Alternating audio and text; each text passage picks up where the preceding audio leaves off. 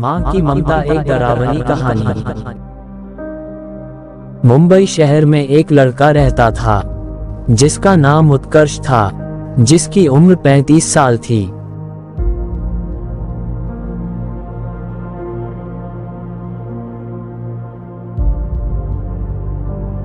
उसने सोचा कि मैं अपने परिवार के साथ पिकनिक के लिए देहरादून जाऊं, जिसके लिए वह अपने परिवार वालों से बात करता है और सब लोग तैयार हो जाते हैं।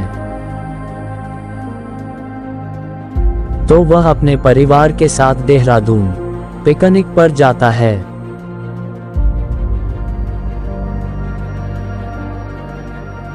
जहां उसने 6 से 7 दिन अपने परिवार के साथ बिताए। जब वह अपने घर मुंबई आने लगा तो उसका पूरा परिवार गाड़ी में बैठा हुआ था और उन सभी को रास्ते में आते आते रात के 2 बज चुके थे और वह देहरादून के पहाड़ों को पार कर रहा था।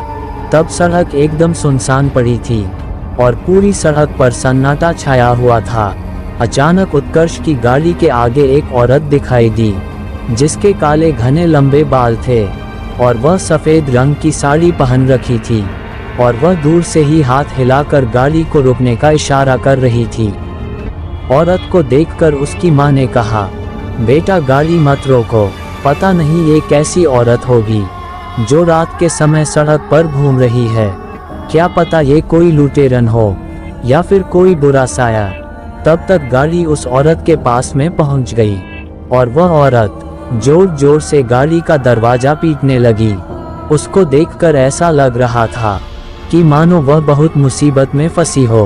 उत्कर्ष की मां ने बोला, गाड़ी का दरवाजा मत खोलो, लेकिन उत्कर्ष ने बोला कि ये औरत किसी बड़े घर की और शरीफ दिख रही है और लगातार रोए जा रही है, एक बार इससे बात कर लेता हूँ। और उसने गाड़ी का दरवाजा खोलकर पूछा, क्या बात है और आपको कहाँ तक जाना है, आप क्यों रो रही हो। तब औरत ने बोला कि मेरी गाड़ी खाई के नीचे गिर गई है और उसमें पीछे वाली सीट पर मेरी छोटी बेटी फंस गई है, कृपया आप मेरी मदद करो। इतना सुनकर उत्कर्ष खाई की तरफ दौड़ा।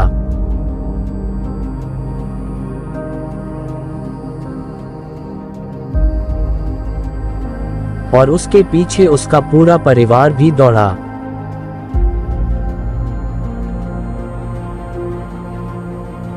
उत्कर्ष सड़क के नीचे खाई में उतरा और गाड़ी का दरवाजा पीटने लगा, लेकिन दरवाजा नहीं खुल रहा था। उसने किसी तरह से कांच को ईंट से पीट पीट कर तोड़ दिया और लड़की को उतार लिया। वह लड़की लगातार रोए जा रही थी।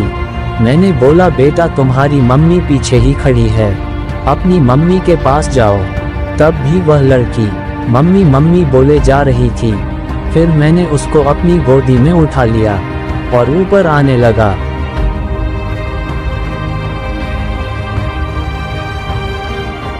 तभी मेरी निगाह गाड़ी के आगे वाली सीट पर गई। शीशे के अंदर कुछ धुंधला धुंधला सा दिखाई दे रहा था। मैंने वह भी कांच तोड़ा तो देखा कि आगे वाली सीट पर एक औरत बैठी हुई थी, जिसका माथा फूट गया था, खून बहुत सारा निकल रहा था और वह मर चुकी थी। तब मैंने पीछे मुड़कर देखा कि वह औरत तो वही है। तब तो मेरे होश उड़ गए और तभी मेरा परिवार इकट्ठा होकर मेरे पास आ गया। ये भयानक दृश्य सबने देखा।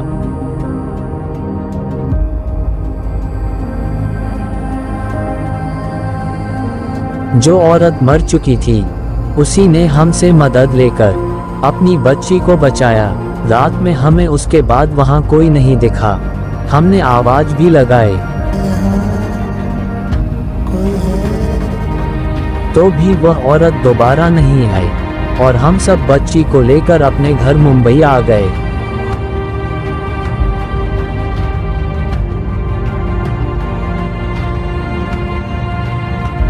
अभी तक वह लड़की हम लोगों के साथ हमारे घर में रहती है। उसकी मां ना तो हमें कहीं दिखाई दी और ना ही कभी परेशान किया। दोस्तों, इस कहानी में हमें यह देखने को मिलता है कि एक माँ अपने बच्चे की रक्षा मरकर भी करती है, तो इस प्रकार हमारा भी दायित्व बनता है कि हम सब भी उनके प्रति ऐसा ही व्यवहार रखें और उनकी बुरा अवस्था तक सेवा करें। दोस्तों, यह कहानी आप सबको कैसी लगी, कृपया कमेंट बॉक्स में शेयर जरूर करें और ऐसी ही कहानियों का तुरंत अपडेट पाने के लिए हमारे चैनल को सब्सक्राइब करके बेल आइकन को दबाना ना भूलें। धन्यवाद।